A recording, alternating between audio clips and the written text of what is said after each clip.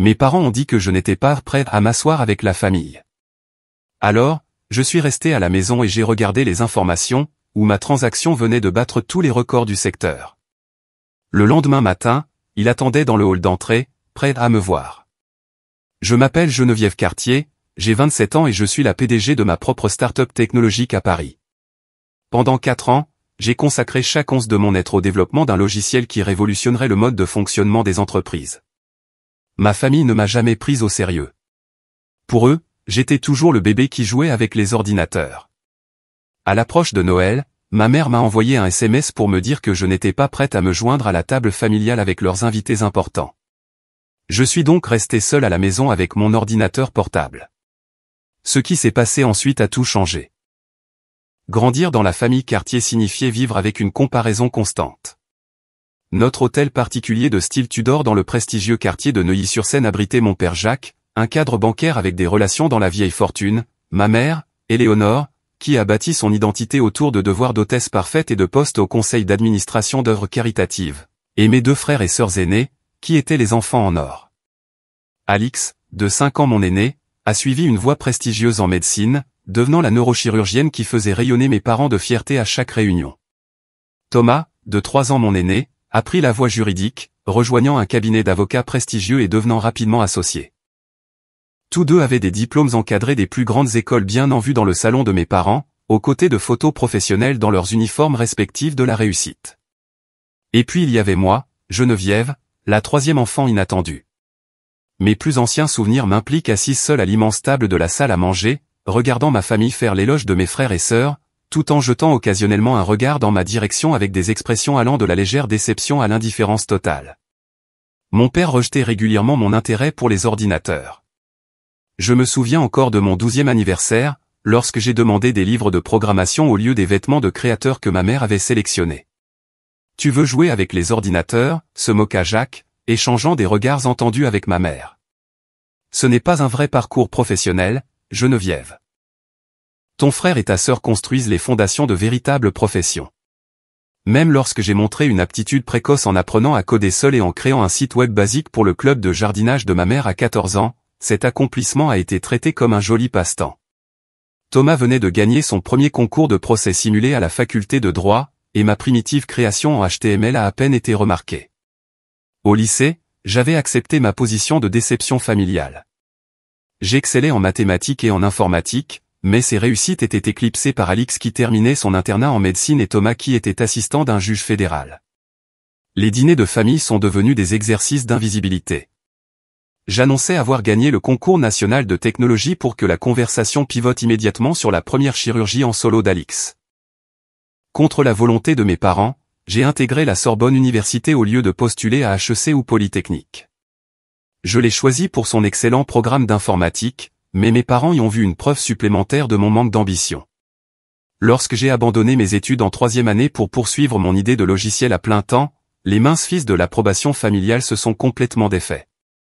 Tu gâches ta vie, a dit ma mère, la voix tendue par une colère contenue. Nous t'avons donné tous les avantages, et tu choisis de les gaspiller en jouant à l'entrepreneur. Mon père a été plus direct. Aucune fille à moi n'abandonne ses études pour bricoler avec des ordinateurs dans un appartement. Tu retourneras à l'université immédiatement. Mais je ne l'ai pas fait. Au lieu de cela, j'ai emménagé dans un minuscule appartement avec ma meilleure amie Diane, qui a cru en ma vision quand personne d'autre ne le faisait. Nous avons transformé notre salon en bureau improvisé, dormant sur des futons et mangeant des nouilles instantanées pendant que je codais 18 heures par jour. Diane enchaînait les petits boulots pour nous maintenir à flot pendant que je construisais mon entreprise à partir de zéro. Les 2 premières années ont été brutales. La prédiction d'échec de ma famille semblait de plus en plus probable alors que les refus se succédaient. Les investisseurs écoutaient poliment ma présentation avant de décliner. Mes parents appelaient occasionnellement, leurs questions dissimulant à peine leur attente de ma reddition. « Combien de temps cette phase informatique va-t-elle durer ?» demandait ma mère. « La famille Dubois a un fils merveilleux qui vient de rejoindre la banque de ton père. Il pourrait t'aider à trouver un poste convenable. » Chaque réunion de famille devenait plus douloureuse. Pendant que mes frères et sœurs arrivaient dans des voitures de luxe exhibant de nouvelles réussites, je me présentais dans la même tenue en essayant d'expliquer des concepts technologiques complexes à des parents qui avaient déjà décidé que j'étais l'échec de la famille. Lorsque Thomas est devenu associé à 28 ans, mes parents ont organisé une fête extravagante. Quand j'ai décroché mon premier petit client ce même mois, ma nouvelle a reçu un signe de tête poli avant que la conversation ne revienne à Thomas. Le tournant est survenu dans ma 3e année d'activité. J'ai développé un algorithme propriétaire capable de prédire le comportement des consommateurs avec une précision sans précédent. Un petit blog technologique a parlé de mon travail, ce qui a attiré l'attention de Jacques Martin, un ancien développeur de Google cherchant sa prochaine aventure. Il est devenu mon partenaire commercial, apportant à la fois son expertise et ses relations. Soudain, Neurotech, ma société, a commencé à prendre de l'ampleur. Nous avons déménagé de mon appartement à un petit espace de bureau. Nous avons embauché 3 employés. Nous avons signé des contrats avec des entreprises de taille moyenne. Pour la première fois, je pouvais me verser un modeste salaire. Rien de tout cela n'a impressionné ma famille. C'est bien, ma chérie, a dit ma mère quand je lui ai parlé de notre plus gros contrat à ce jour. As-tu entendu qu'Alix est pressenti pour le poste de chef de service de neurochirurgie? Ce n'est que lorsque Jacques et moi avons développé notre produit révolutionnaire, une plateforme d'analyse de données basée sur l'IA qui pourrait révolutionner la prise de décision stratégique des entreprises, que la trajectoire a vraiment changé. Nous l'avons appelé Insight Engine et les premiers tests ont montré qu'il surpassait les logiciels concurrents de 300%. Les grandes entreprises technologiques ont commencé à nous approcher. Ce qui a commencé comme des demandes curieuses s'est transformé en discussions sérieuses d'acquisition. Début novembre, nous étions en négociation finale avec Gigatech, l'un des plus grands noms de l'industrie. Les chiffres discutés feraient de Neurotech l'une des plus grandes acquisitions technologiques de l'année. Pour une fois, je pensais que ma famille devrait reconnaître mon succès. L'accord devait être conclu la semaine de Noël. Le moment parfait pour enfin prendre ma place à la table familiale en tant qu'égal. Noël dans la maison Cartier n'était pas simplement une fête, mais une institution. Ma mère commençait à planifier début octobre, commandant des ingrédients de spécialité de toute la France et consultant son chef personnel sur les innovations de menus qui impressionneraient sans trop s'éloigner de la tradition. La liste des invités était établie avec une précision chirurgicale, incluant toujours un équilibre prudent de membres de la famille et d'étrangers stratégiquement sélectionnés qui rehausserait le prestige de l'événement. Cette année, avec ma société sur le point de conclure un accord historique, je me suis permis d'imaginer une expérience de Noël différente. Pour une fois, je ne serai pas le membre de la famille que tout le monde tolérait poliment. J'arriverai avec une nouvelle que même mes parents ne pourraient pas diminuer. Je pense que c'est l'année où ils te verront enfin, a dit Diane en m'aidant à choisir une tenue pour l'occasion. Nous étions aux Galeries Lafayette, et j'essayais une robe bordeaux sur mesure qui projetait à la fois le succès et une élégance discrète. Je n'ai pas besoin de leur validation, ai-je répondu, bien que nous sachions toutes les deux que ce n'était pas entièrement vrai.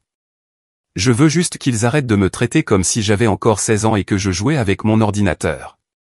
Diane m'a lancé un regard entendu. Tu as répété ton annonce devant le miroir hier soir. Je t'ai entendu. J'ai rougi, prise dans ma contradiction. C'était devenu un rituel nocturne à mesure que l'accord avec Gigatech progressait.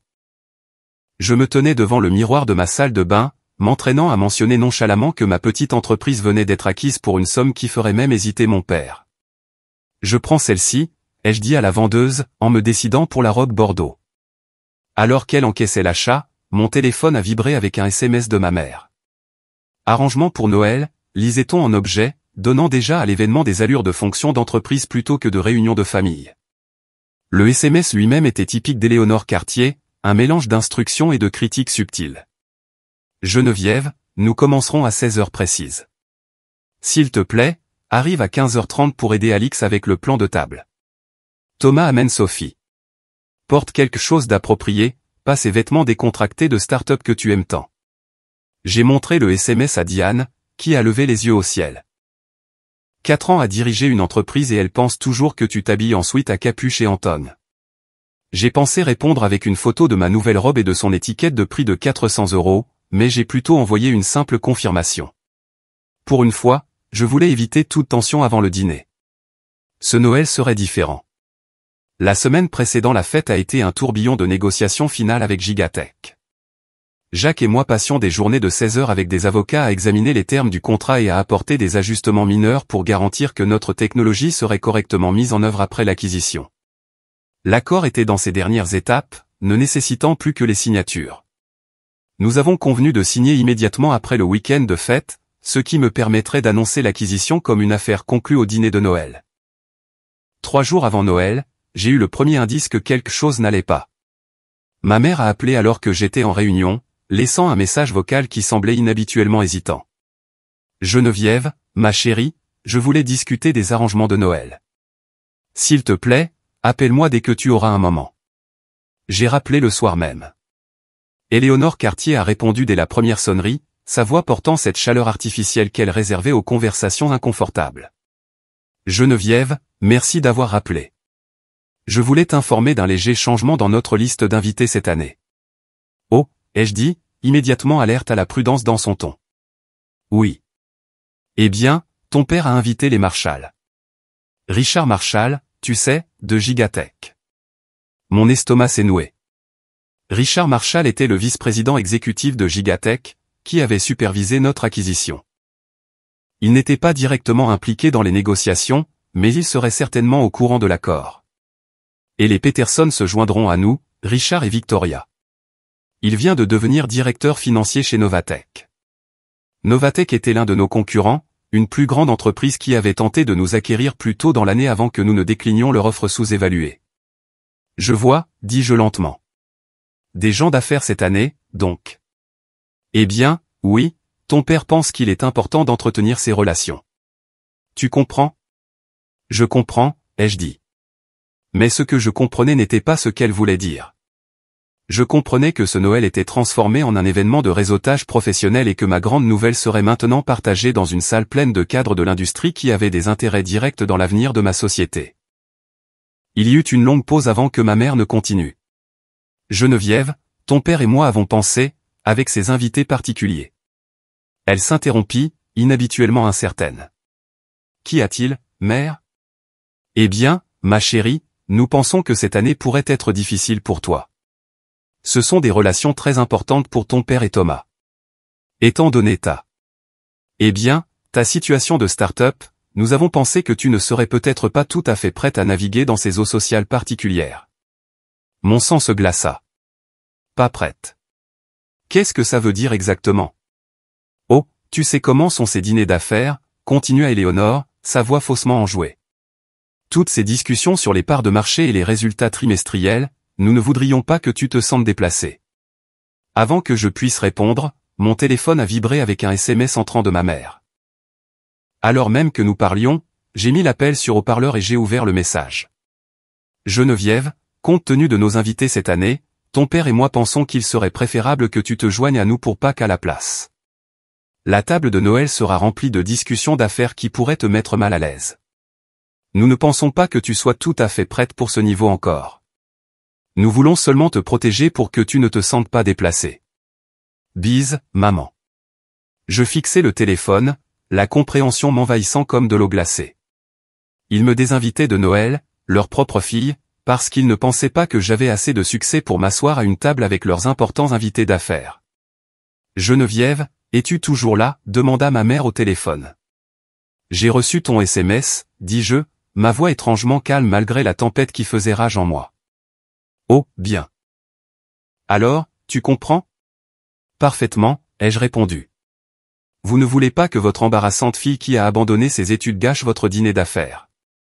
Allons, Geneviève, dit-elle, passant à son ton réprobateur. Il n'y a pas besoin d'être dramatique. C'est simplement une considération pratique. J'ai mis fin à l'appel sans répondre davantage. Diane m'a trouvé 1 heure plus tard, toujours assise sur mon canapé, fixant le SMS. Quelle vipère! Siffla-t-elle après l'avoir lu. Après tout ça, ils pensent toujours que tu es une sorte d'amatrice qui joue aux affaires. C'est pire que ça, dis-je, la voix creuse. Ils savent exactement qui sera à cette table. Des gens de Gigatech et de Novatech, des gens qui sont impliqués dans notre accord. Diane a immédiatement fait le lien. Ils ne veulent pas de toi là-bas parce qu'ils pensent que tu les embarrasseras devant d'importantes relations d'affaires. Ils n'ont aucune idée que tu es sur le point d'annoncer la plus grande acquisition technologique de l'année aux personnes même qu'ils essaient d'impressionner. L'ironie était presque trop parfaite.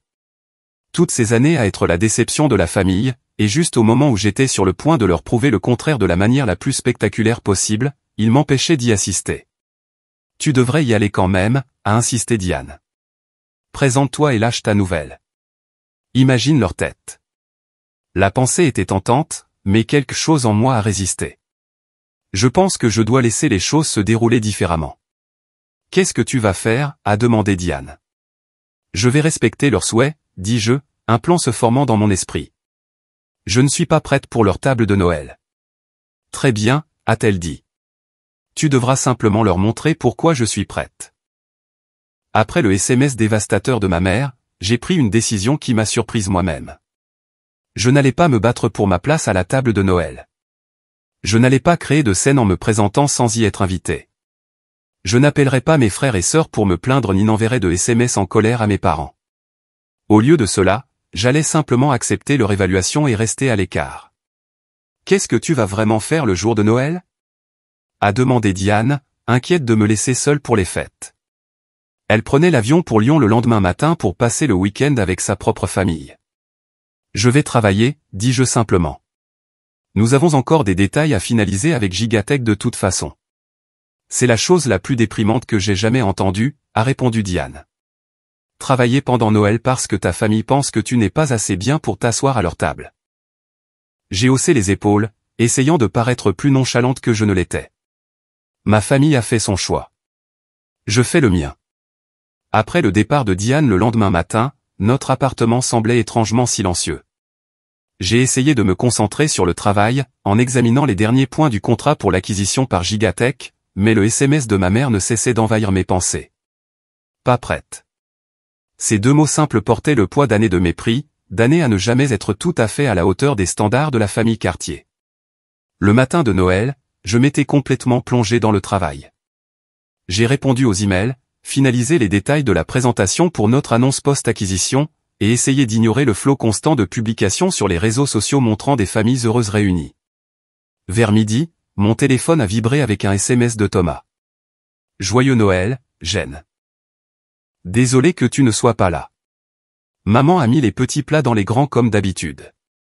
En pièce jointe, une photo de la salle à manger déjà dressée avec la porcelaine fine et le cristal que ma mère réservait à ses événements les plus importants. J'ai remarqué que la table était dressée pour 16 personnes. 16 personnes jugées prêtes pour le Noël de la famille Cartier. 16 personnes qui ne m'incluaient pas. J'ai renvoyé un simple merci, joyeux Noël à toi aussi et je suis retourné à mon ordinateur portable. À 15 heures, l'appartement a commencé à s'emplir de l'arôme pitoyable de mon dîner de Noël, un repas de dinde au micro-ondes avec de la purée instantanée. Alors que je le posais sur ma table basse, mon téléphone a sonné. C'était Jacques. Jen, super nouvelle, s'est-il exclamé sans préambule. Marshall vient de m'appeler. Ils veulent signer les papiers demain matin au lieu d'attendre lundi. Ils adorent les termes finaux. Mon cœur a bondi. Vraiment ? Qu'est-ce qui a changé ? Apparemment, leur conseil d'administration s'est réuni ce matin et a donné son accord final. Ils veulent faire l'annonce avant l'ouverture des marchés lundi. Ça y est, Jen. Ça y est vraiment. Après avoir raccroché, j'ai abandonné mon triste dîner au micro-ondes et je me suis replongé dans le travail. Si nous signions demain, il y avait une douzaine de détails qui nécessitaient une attention immédiate. Pendant les heures qui ont suivi, je me suis perdu dans les examens de contrats et les brouillons de communiqués de presse, remarquant à peine que l'après-midi se transformait en soirée. Vers 19 heures, mon téléphone a de nouveau vibré. C'était Alix, envoyant un SMS groupé à la famille. Le dîner est incroyable comme toujours. Maman, papa est en grande forme avec ses histoires. En pièce jointe, une photo de la table maintenant remplie d'invités en tenue de soirée, des verres en cristal remplis de vin, et ma mère rayonnant en bout de table. J'ai zoomé, étudiant les visages des invités. Il y avait Richard Marshall de Gigatech, assis à côté de mon père. En face de lui se trouvait Victoria Peterson de Novatech. J'ai reconnu plusieurs autres cadres de l'industrie technologique mêlés aux membres de la famille.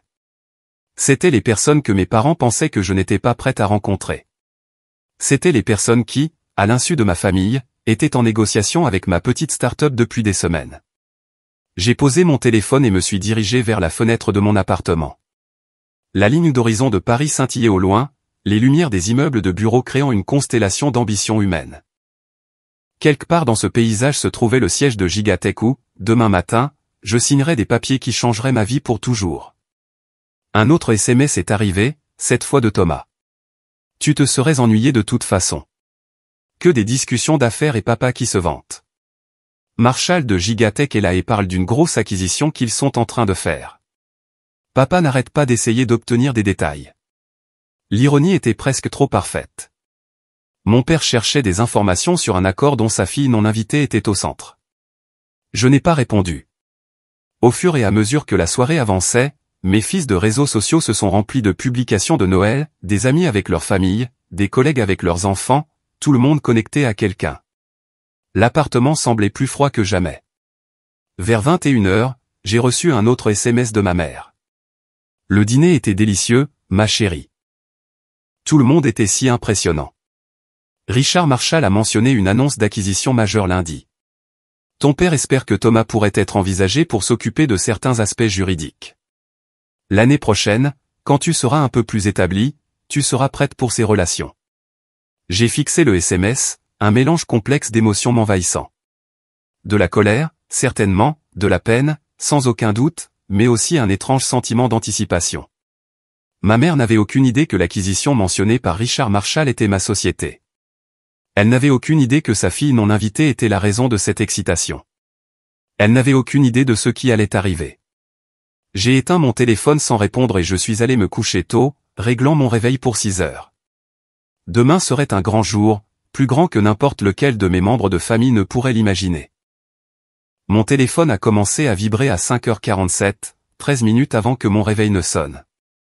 À moitié endormi, j'ai tâtonné pour le faire taire, supposant que c'était le réveil. Au lieu de cela, j'ai trouvé 17 appels manqués, 34 messages textes et plus de 50 notifications par email. Encore groggy, j'ai ouvert le premier SMS. C'était de Jacques. Jen, réveille-toi. Appelle-moi immédiatement. Ils ont sorti l'info plus tôt que prévu. Soudain, complètement alerte, je me suis assise et j'ai commencé à faire défiler les messages. Il y avait des SMS d'amis de l'université dont je n'avais pas eu de nouvelles depuis des années, d'anciens collègues, même de quelques investisseurs en capital risque qui avaient précédemment refusé d'investir dans Neurotech. Tous contenaient des variations du même message, félicitations pour l'acquisition. J'ai sauté du lit et j'ai appelé Jacques.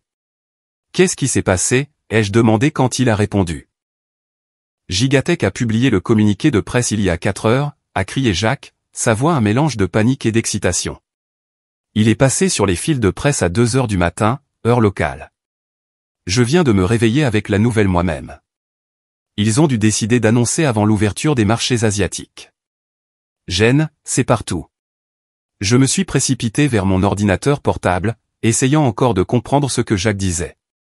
Nous étions censés signer les papiers ce matin et faire une annonce commune la semaine prochaine. Quelque chose avait changé. Alors que mon navigateur se chargeait, la réalité a commencé à s'imposer.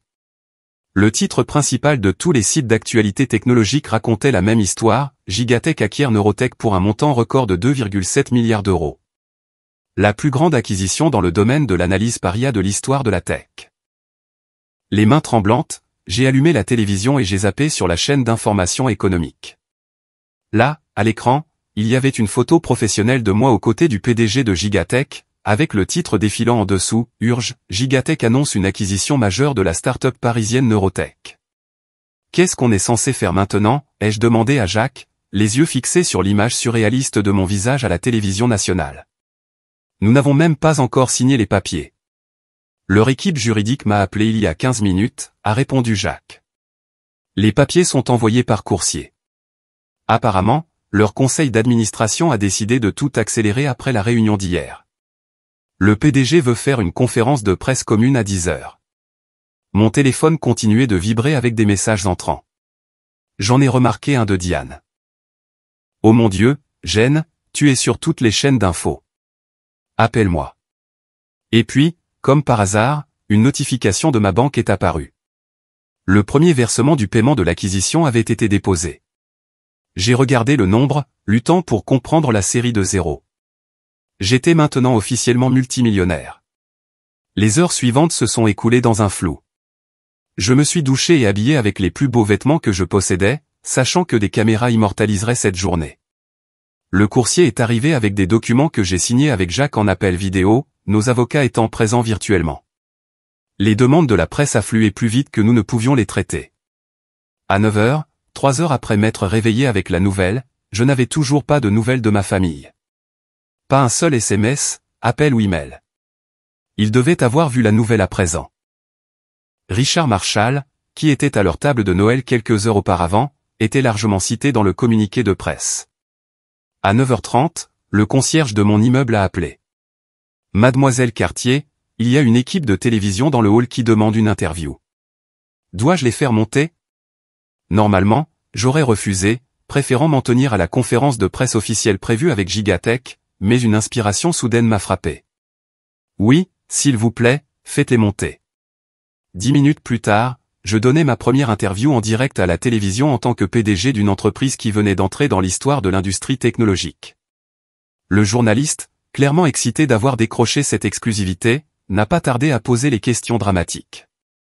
Geneviève, cette acquisition a secoué le monde de la tech. Le timing est particulièrement intéressant, juste après Noël.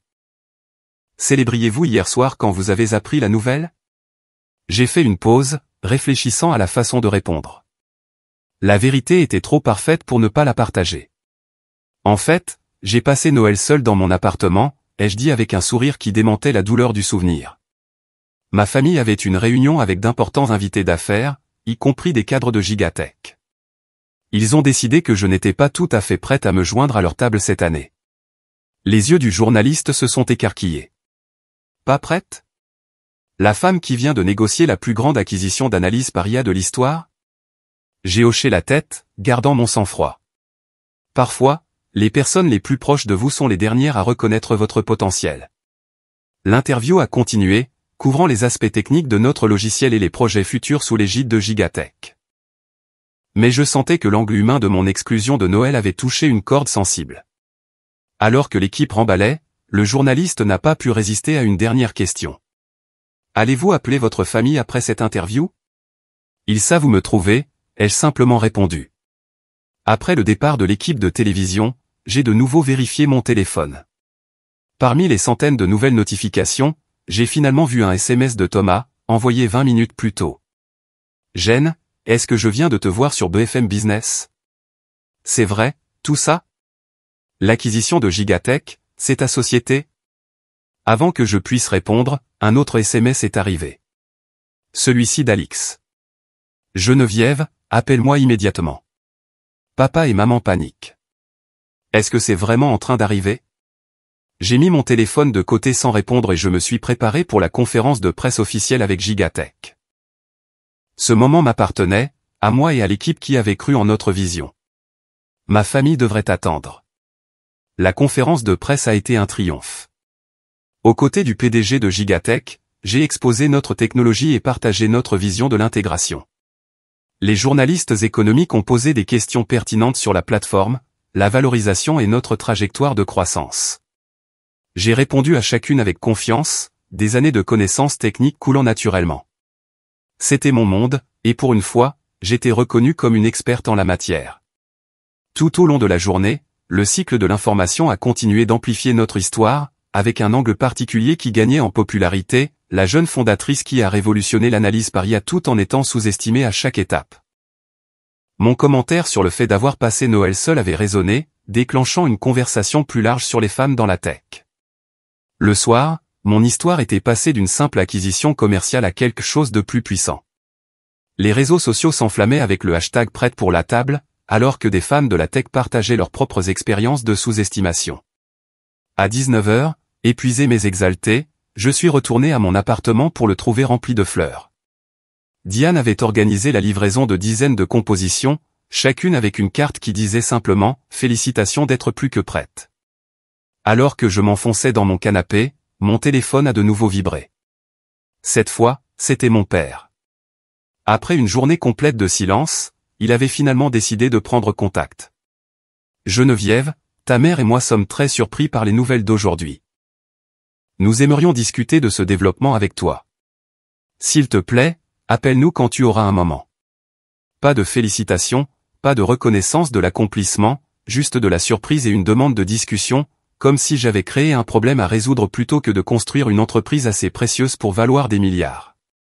J'ai posé le téléphone sans répondre et j'ai ouvert mon ordinateur portable. Il y avait des centaines de mails auxquels répondre, des interviews à programmer et un nouvel avenir à planifier. Ma famille devrait attendre son tour, tout comme ils m'avaient fait attendre ma place à leur table. Le lendemain matin, je suis arrivé tôt au siège de notre entreprise. Nous avions emménagé dans cet espace il y a à peine 6 mois, un bureau modeste dans un immeuble de catégorie moyenne avec vue sur la Seine. Ce n'était pas la tour de verre étincelante de la banque de mon père, mais c'était à nous, du moins pour l'instant. Bientôt, nous déménagerions sur le campus de Gigatech, avec tous les avantages et le prestige qui accompagnent le fait de faire partie d'un géant de la tech. Jacques m'a rejointe dans le hall, son apparence habituellement débraillée améliorée par ce qui semblait être une nouvelle chemise. « Prête pour le 2e jour en tant que royauté de la tech ?» a-t-il demandé avec un grand sourire. J'ai ri, le premier rire sincère depuis le SMS de Noël de ma mère. J'essaie juste de suivre les emails.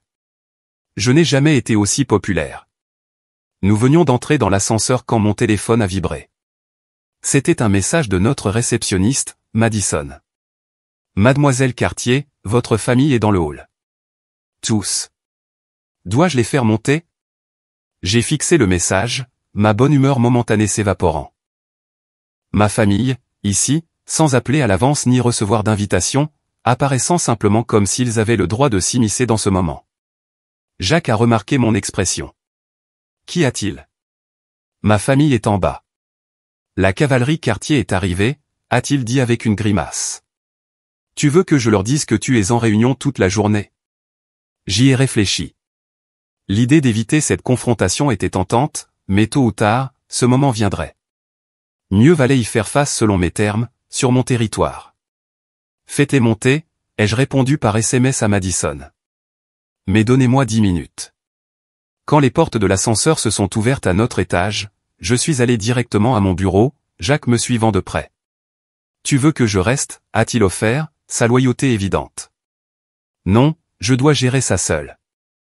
Mais peut-être reste dans les parages. Jacques a hoché la tête, comprenant parfaitement. Je serai dans la salle de conférence d'Accent grave côté. Envoie un SMS si tu as besoin d'une extraction. J'ai pris un moment pour me ressaisir, rangeant mon bureau et lissant mes cheveux. Puis je me suis assise à ma chaise, j'ai ouvert mon ordinateur portable et j'ai fait semblant d'être absorbé par mon travail. Laissez-les me trouver occupé, réussissant, indifférente à leur apparition soudaine. 8 minutes plus tard, on a frappé à ma porte, suivi de la voix de Madison. Mademoiselle Cartier, votre famille est là pour vous voir. J'ai levé les yeux pour les voir tous les 4 entassés dans l'embrasure de ma porte. Mon père, Jacques, dans son costume sur mesure et sa posture patricienne.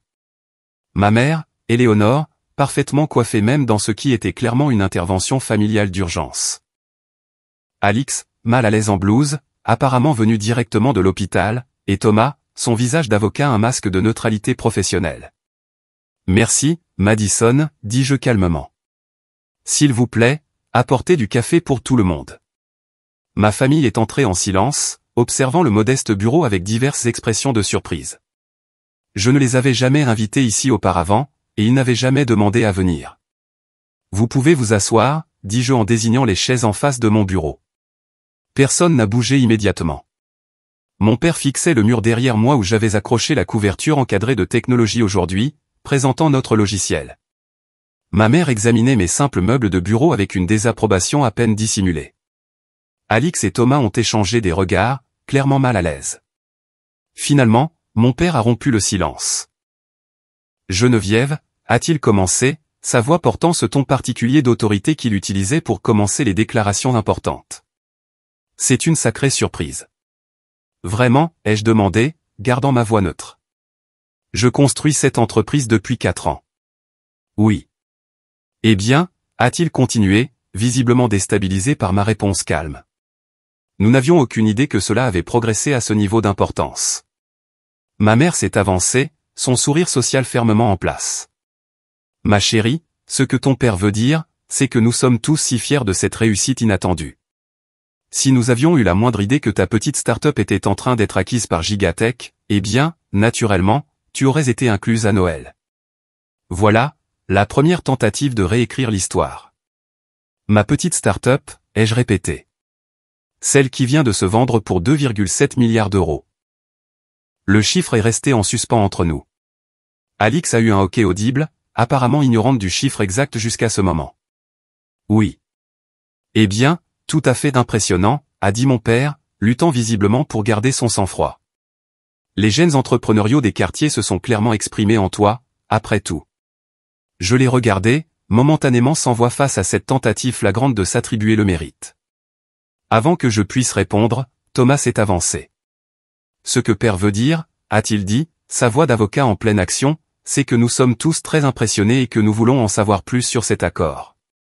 Richard Marshall était au dîner de Noël et il n'a jamais mentionné que Neurotech était ta société. Ma mère a hoché la tête avec empressement. Oui, c'est vrai. Richard a parlé d'une acquisition majeure, mais il n'a jamais dit que c'était toi. Si nous avions su. Si vous aviez su, ai-je interrompu, alors j'aurais été prête pour votre table. Un silence inconfortable s'est installé dans la pièce. Madison est arrivé avec le café, posant le plateau sur mon bureau avant de se retirer discrètement. Personne n'a tendu la main vers une tasse. Geneviève, a finalement dit ma mère, il n'y a pas besoin d'être difficile. Nous ne nous sommes simplement pas rendus compte de l'ampleur du succès de ton entreprise. Je pense que ce que Geneviève essaie de dire, a interjeté Alix, parlant pour la première fois, c'est qu'elle se sent blessée d'avoir été exclue de Noël, surtout compte tenu de ce qui se passait avec son entreprise. J'ai lancé un regard reconnaissant à Alix. Au moins un membre de la famille tentait de reconnaître la réalité de la situation. Exactement, ai-je dit.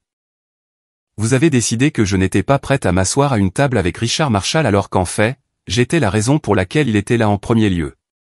Mon père a froncé les sourcils, clairement mal à l'aise avec cette confrontation directe.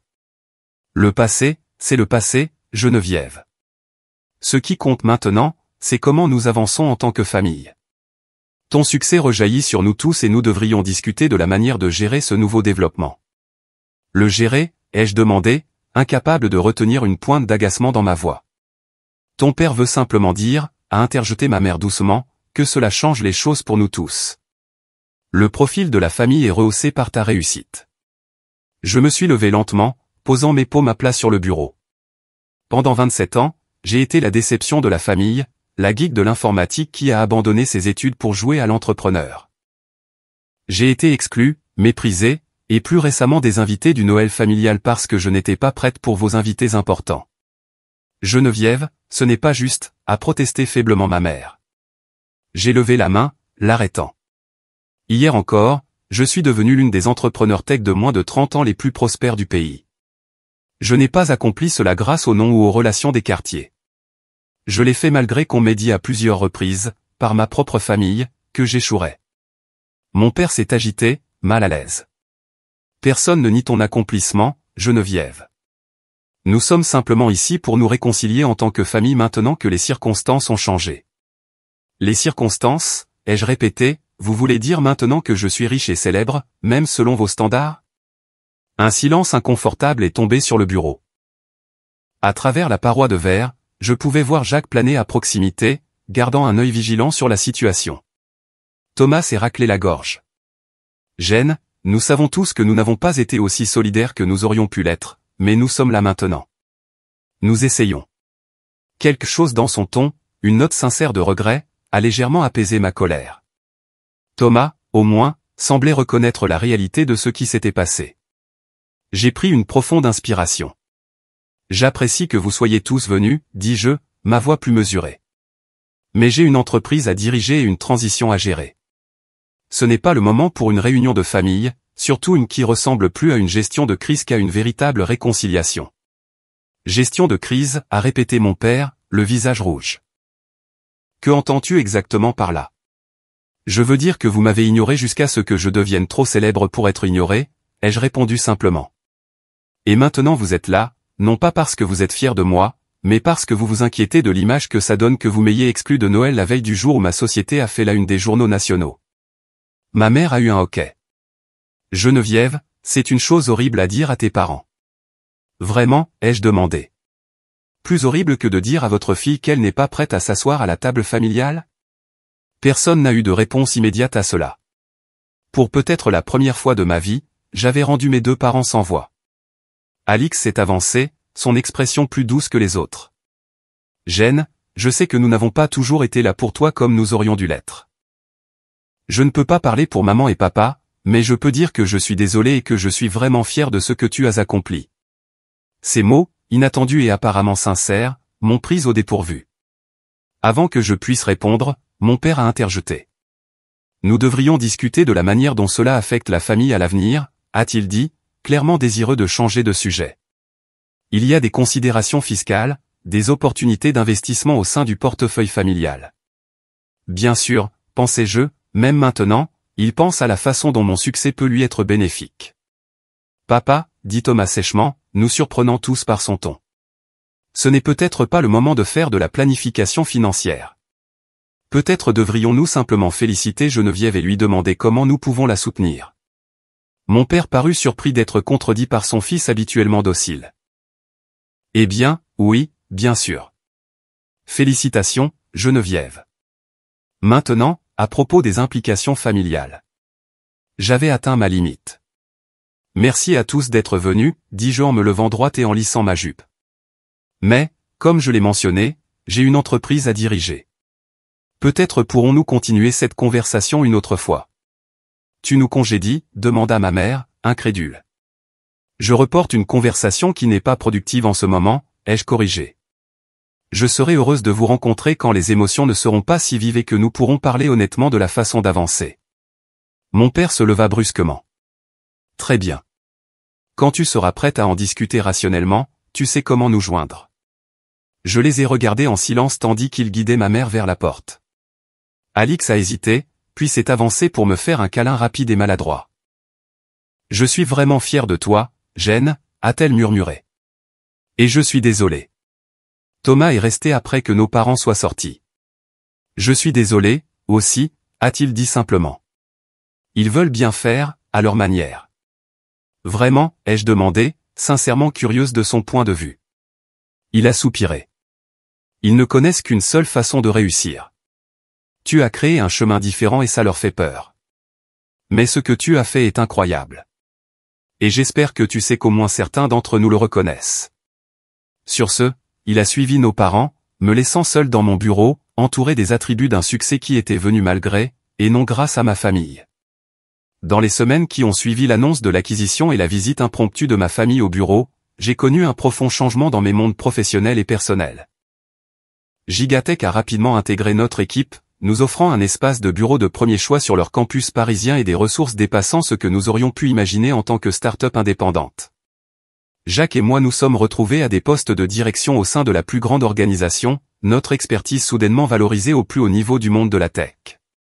Plus déconcertant que les changements professionnels, cependant, a été la transformation de la façon dont les gens se comportaient avec moi personnellement. D'anciens camarades de classe qui avaient ignoré mes messages pendant des années sont soudainement apparus dans ma boîte de réception, désireux de renouer le contact.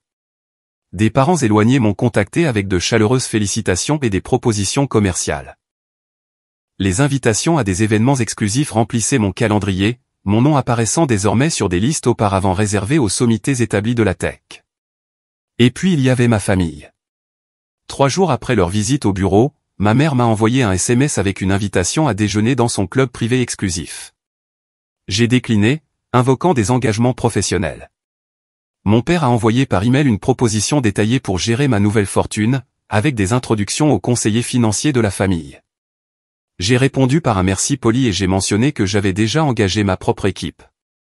Alix a continué à envoyer des messages de soutien occasionnels, qui semblaient plus sincères que les autres. Thomas m'a invité à prendre un café, une offre que j'ai finalement acceptée après avoir reporté 2 fois. Nous nous sommes rencontrés dans un café tranquille près du campus de Gigatech, loin des endroits mondains que ma famille fréquentait habituellement. Tu as l'air différente, a observé Thomas en remuant son cappuccino. Nouvelle coupe de cheveux, ai-je répondu en touchant mon carré récemment coiffé. Il a secoué la tête. Ce n'est pas ça. Tu te tiens différemment, plus confiante. 2,7 milliards d'euros, ça fait ça à une fille, ai-je dit sèchement. Thomas a ri, un son sincère qui m'a rappelé des moments plus rares et plus légers de notre enfance. Tu as toujours eu cet esprit vif. Je ne l'ai juste jamais assez apprécié. Nous sommes restés assis en silence pendant un moment avant qu'il n'aborde le vrai sujet de notre rencontre. Maman et papa veulent organiser un dîner de famille la semaine prochaine, a-t-il dit prudemment, pour célébrer ton succès. J'ai haussé un sourcil. Juste la famille.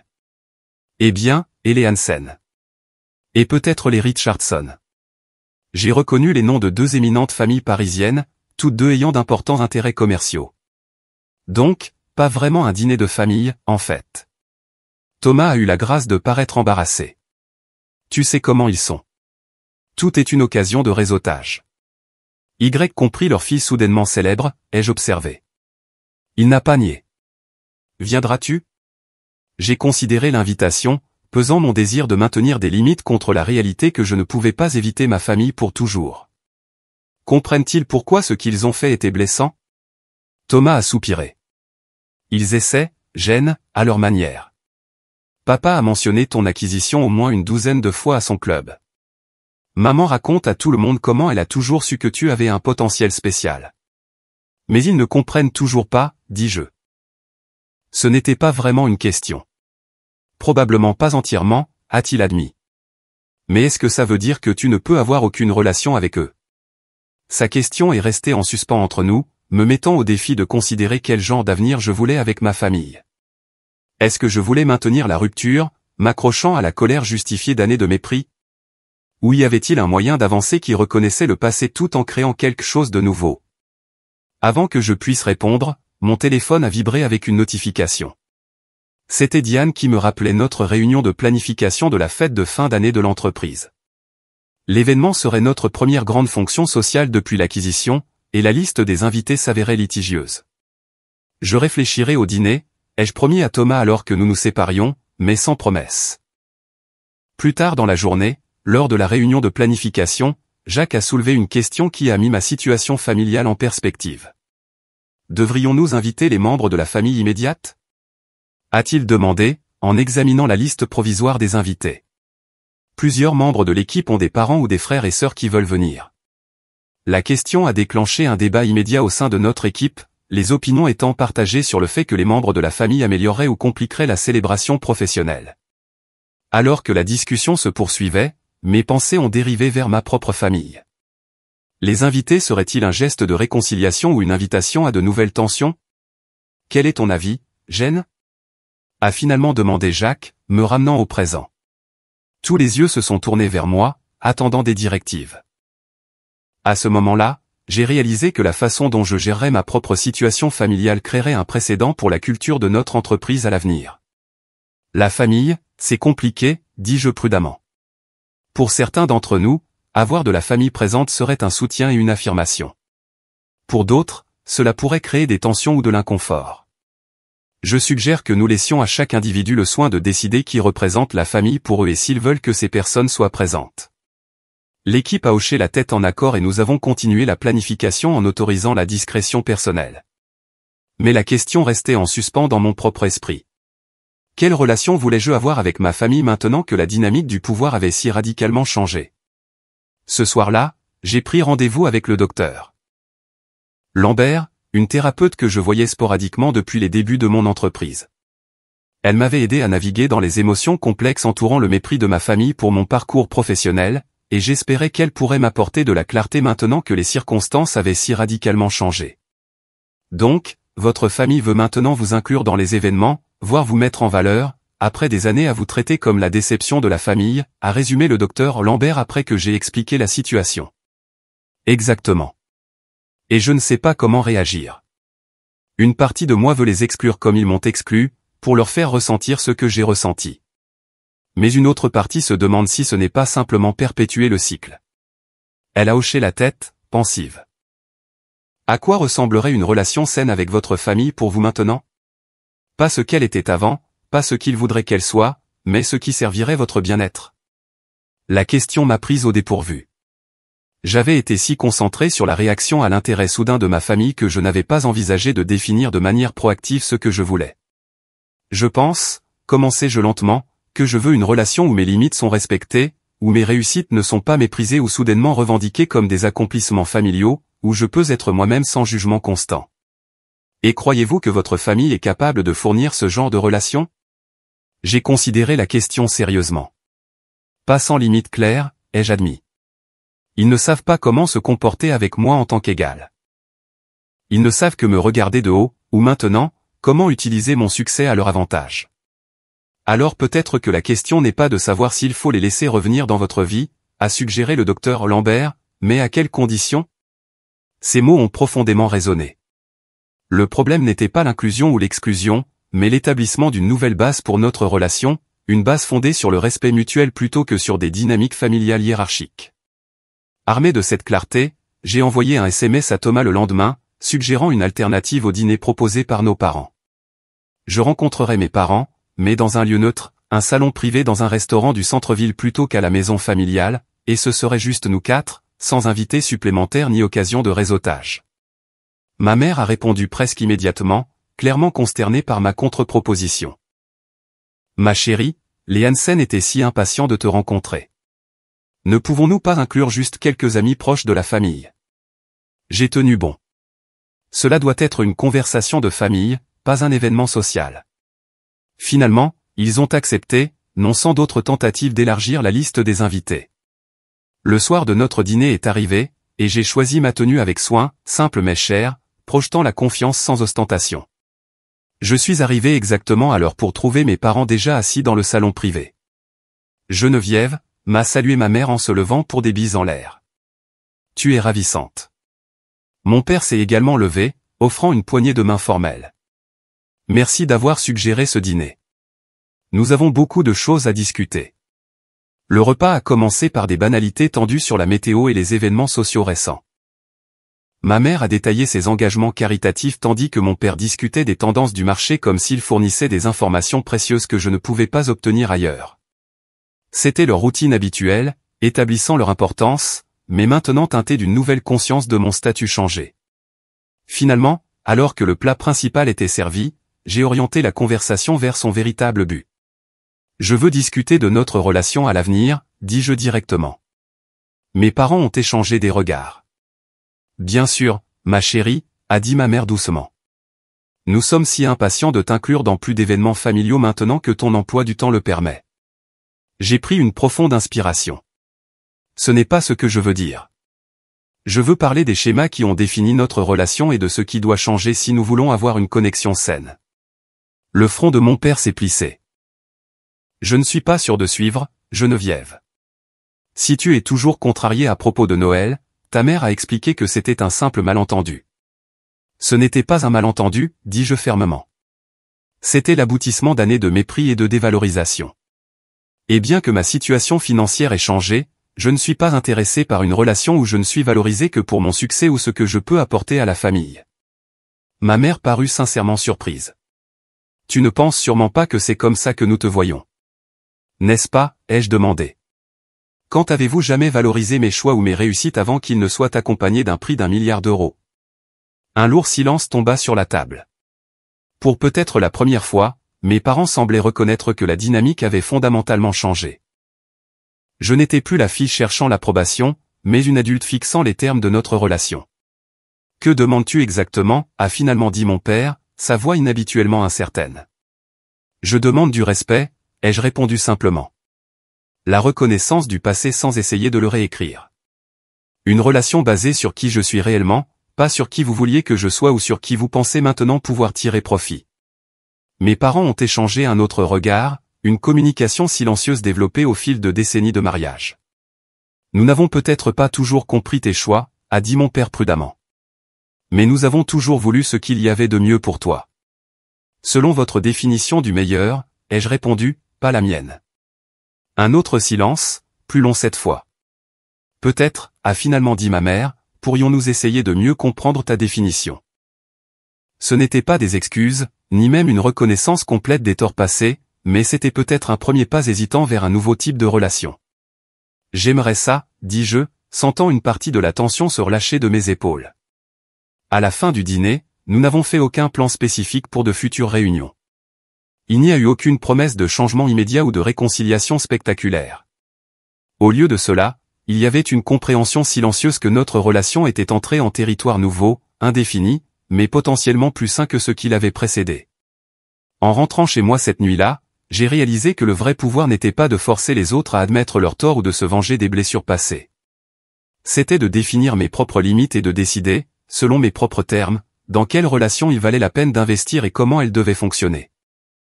La dynamique familiale avait changé, oui, mais plus important encore, j'avais changé.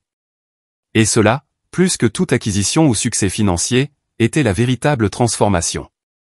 6 mois après l'acquisition par Gigatech, le printemps était revenu à Paris, apportant les cerisiers en fleurs et un doux renouveau à la ville. Ma vie s'était installée dans un nouveau rythme, équilibrant mon rôle de direction chez Gigatech avec une présence publique croissante en tant que porte-parole des femmes dans la technologie.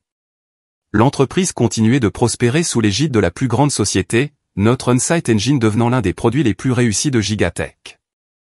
Mon appartement avait été remplacé par une maison moderne surplombant le lac d'Enghien, assez spacieuse pour recevoir mais reflétant toujours mon esthétique personnelle plutôt que la grandeur ostentatoire du domaine de mes parents. Les murs étaient ornés d'œuvres d'artistes locaux émergents plutôt que des portraits ancestraux qui dominaient la maison de mon enfance. Diane avait emménagé dans son propre appartement, mais restait une présence constante dans ma vie, dirigeant maintenant la division de recherche de notre équipe d'origine chez Gigatech. Jacques s'était récemment fiancé, sa nouvelle sécurité financière lui permettant de demander sa petite amie de longue date en mariage avec une bague pour laquelle il économisait depuis plus de 3 ans. Quant à ma famille, nous avions établi une nouvelle normalité provisoire. La relation restait compliquée, marquée par des tensions occasionnelles, mais aussi par de véritables efforts de compréhension mutuelle. Mes parents ne s'étaient pas immédiatement transformés, mais de petits changements suggéraient une prise de conscience évolutive des erreurs passées. Plus significativement, j'avais repris le contrôle de Noël. Cette année, la fête serait célébrée chez moi, selon mes termes, avec des invités de mon choix. La liste des invités comprenait mon équipe de base de Neurotech, des amis proches comme Diane, et oui, les membres de ma famille qui choisiraient de venir selon les nouveaux paramètres que j'avais établis. Le matin de Noël, j'étais dans ma cuisine à préparer du café quand mon téléphone a sonné. C'était ma cousine Zoé, la fille de mon oncle Robert, qui avait 10 ans de moins que moi. À 19 ans, elle était en 2e année à l'université de Lille, étudiant l'informatique. « Jeanne, c'est toujours bon si j'amène ma colocataire ?» a-t-elle demandé, semblant inhabituellement nerveuse. Ses parents adoreraient un repas fait maison, mais ils habitent à Lyon et elle ne peut pas se permettre le billet de train pour un si court séjour. Bien sûr, les jeux assurés. Plus on est de fous, plus on rit. Merci, a dit Zoé, puis elle a hésité. Je peux te demander autre chose ? Tout ce que tu veux. Comment as-tu fait ? Pour continuer quand tout le monde pensait que tu faisais une erreur.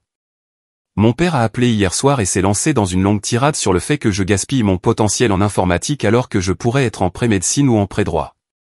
J'ai ressenti une pointe de reconnaissance si vive qu'elle m'a presque coupé le souffle. Les schémas se répétaient, de génération en génération. Amène ta colocataire et venez quelques heures plus tôt, ai-je suggéré. Je pense que nous avons beaucoup de choses à nous dire. Plus tard dans l'après-midi, Zoé est arrivée avec sa colocataire, Tamika. Pendant que Diane divertissait Tamika avec des histoires de nos débuts en start-up, j'ai emmené Zoé dans mon bureau, un espace lumineux surplombant le lac. Ton père pense que tu fais une erreur avec l'informatique, ai-je demandé une fois que nous étions installés avec du thé. Zoé a hoché la tête, misérablement. Il n'arrête pas de dire qu'il n'y a pas d'avenir là-dedans pour les femmes, que je vais me heurter à un plafond de verre. Il veut que je me réoriente en pré-médecine le semestre prochain. J'ai souri avec ironie. Certaines choses ne changent jamais. Comment as-tu géré ça ? Tout le monde pensant que tu gâchais ta vie. J'ai réfléchi attentivement à sa question, voulant offrir une véritable sagesse plutôt que de simples platitudes. J'aimerais pouvoir dire que j'ai toujours été confiante, que je n'ai jamais douté de moi face à leur désapprobation, ai-je admis. Mais la vérité, c'est que c'était dur. Il y a eu des nuits où j'ai pleuré jusqu'à m'endormir, me demandant s'ils avaient raison, si j'étais juste têtue ou naïve. Zoé a hoché la tête, son expression suggérant qu'elle avait connu des doutes similaires. Ce qui m'a fait continuer, ai-je poursuivi, c'était de croire en mon travail. J'aimais ce que je construisais. Même quand les investisseurs nous rejetaient, même quand mes parents me méprisaient, le travail en lui-même me semblait juste. C'est à ça que tu dois te connecter, la joie de la création elle-même, pas seulement le résultat potentiel ou l'approbation des autres. Nous avons parlé pendant plus d'1 heure, couvrant tout, des cours spécifiques à la navigation dans les espaces technologiques dominés par les hommes. Au moment où nous avons rejoint les autres, Zoé se tenait un peu plus droite, ses yeux plus clairs. Alors que les invités commençaient à arriver, j'ai observé les dynamiques sociales intéressantes se dérouler dans ma maison. Jacques et sa fiancée discutaient aimablement avec Thomas, trouvant un terrain d'entente dans les aspects juridiques des acquisitions technologiques. Diane a engagé ma mère dans une conversation sur l'art, un intérêt qu'elle partageait étonnamment. Mon père examinait ma vue avec appréciation, faisant des commentaires sur la valeur immobilière que j'ai choisi d'interpréter comme sa version des compliments. Le moment le plus frappant est survenu lorsqu'une de nos jeunes développeuses, une jeune femme brillante que j'avais mentorée via un programme pour les femmes dans la tech, a expliqué avec enthousiasme son dernier projet à mon père. À ma grande surprise, il a écouté attentivement, posant des questions pertinentes qui montraient un intérêt sincère. Tu as construit une belle communauté, a observé Alix, me rejoignant à la fenêtre alors que je regardais les interactions. J'ai essayé de créer ce dont j'avais besoin quand je commençais, ai-je répondu. Du soutien, du mentorat, une véritable croyance en le potentiel. Elle a hoché la tête, pensive. J'aurais aimé qu'il y en ait eu plus pour toi. Sa simple reconnaissance, sans excuse ni justification, m'a profondément touché. Mieux vaut tard que jamais, dis-je, et je le pensais. Alors que nous nous rassemblions autour de la table, j'ai observé le groupe éclectique. Ma famille biologique était présente, oui, mais aussi ma famille choisie, ceux qui avaient cru en moi quand la confiance était rare, qui avaient soutenu ma vision quand les autres ne la voyaient pas. Je pense parfois à ce SMS, ai-je admis à Diane plus tard, après que la plupart des invités soient partis et que nous nettoyions la cuisine.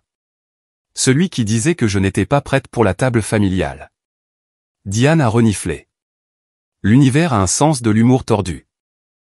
J'ai hoché la tête, plaçant le dernier verre de vin dans le lave-vaisselle. Le rejet qui semblait si dévastateur à l'époque était devenu un moment charnière de mon histoire, le point bas qui a précédé la montée triomphale. Si je m'étais assise à cette table de Noël l'année dernière, entourée d'une famille qui me sous-estimait et de relations d'affaires qui ne me connaissaient pas, aurais-je trouvé la force de m'affirmer pleinement lorsque le succès est arrivé? Une semaine après Noël, ma mère a appelé avec l'invitation annuelle pour le réveillon. La fête de Noël de la famille Cartier était encore plus élaborée, avec des parents éloignés arrivant de tout le pays et le cercle social de ma mère s'étendant pour remplir chaque coin du domaine. Nous espérons tellement que tu te joindras à nous cette année, Geneviève, a-t-elle dit, sa voix portant la chaleur étudiée qu'elle utilisait pour les demandes sociales importantes. Tout le monde est si impatient de te voir, surtout après ta charmante réception de Noël. J'ai considéré l'invitation, pesant les progrès sincères que nous avions faits contre la connaissance que les anciens schémas restaient profondément ancrés. Ma présence à leur célébration de Noël serait toujours, au moins en partie, liée à ce que je représentais plutôt qu'à qui j'étais. En fait, j'ai d'autres projets cette année, dis-je doucement. Je fais du bénévolat avec les filles qui codent, en aidant à organiser le hackathon de vacances pour les adolescents défavorisés. Oh, a répondu ma mère, incapable de cacher complètement sa déception. Eh bien, ça semble très louable. Peut-être pourrais-tu passer dans la soirée.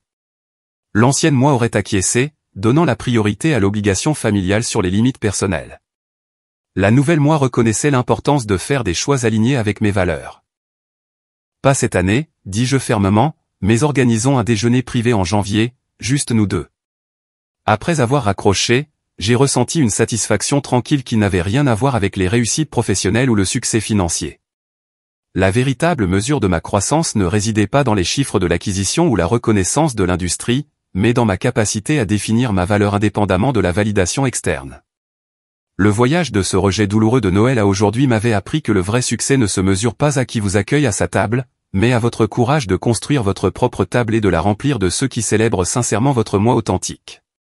En regardant vers l'avenir, j'ai réalisé que le résultat le plus précieux de mon succès n'était pas l'argent ou le statut, mais la liberté de vivre selon ma propre définition de ce qui compte.